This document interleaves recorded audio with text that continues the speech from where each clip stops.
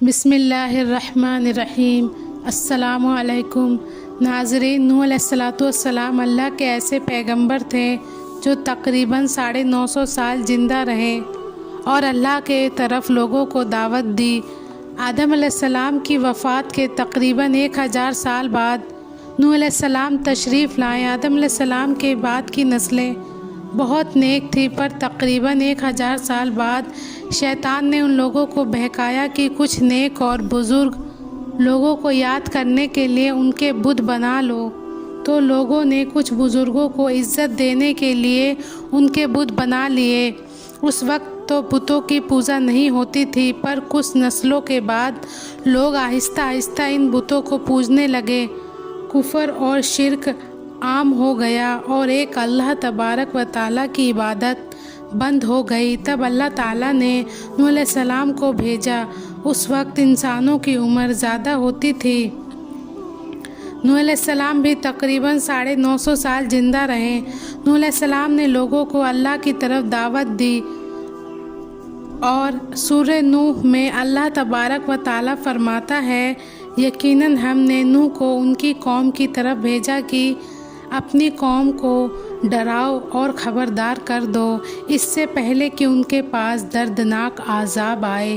نوح علیہ السلام نے اپنی قوم سے فرمایا، اے میری قوم، میں تو بس صاف صاف ڈرانے والا ہوں، تو تم میرے اللہ کی عبادت کرو اور اس سے ڈرا کرو اور میرا کہنا مانو، تو وہ تمہارے گناہ بخش دے گا۔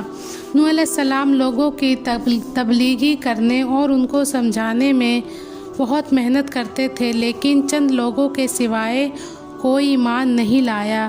لوگ ان کا بہت مذاق اڑاتے تھے اور کہتے تھے، اگر تم سچے ہو تو اس عذاب کا جس کا تم ہم سے وعدہ کرتے ہو اس کو لے آؤ۔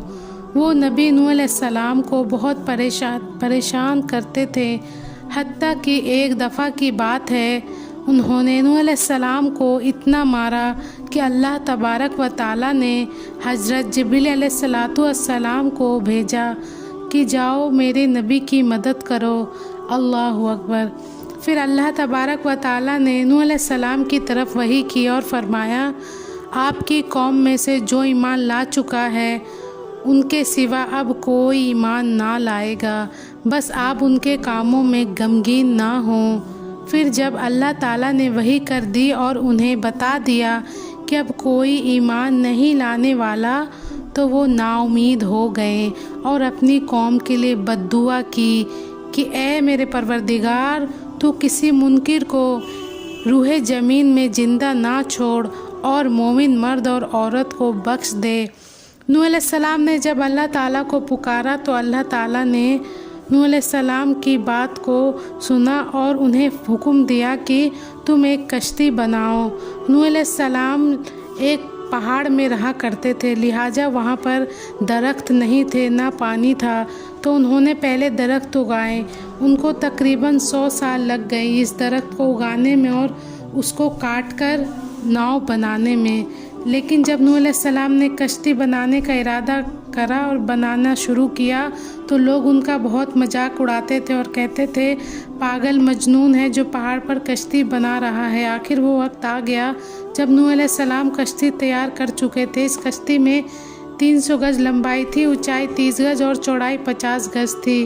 ایک اندازے کے مطابق کشتی 1 کلومیٹر لمبی اور 30 ہاتھ گہری تھی۔ اس کشتی کے 3 فلور تھے اور ہر فلور میں ایک دروازہ تھا۔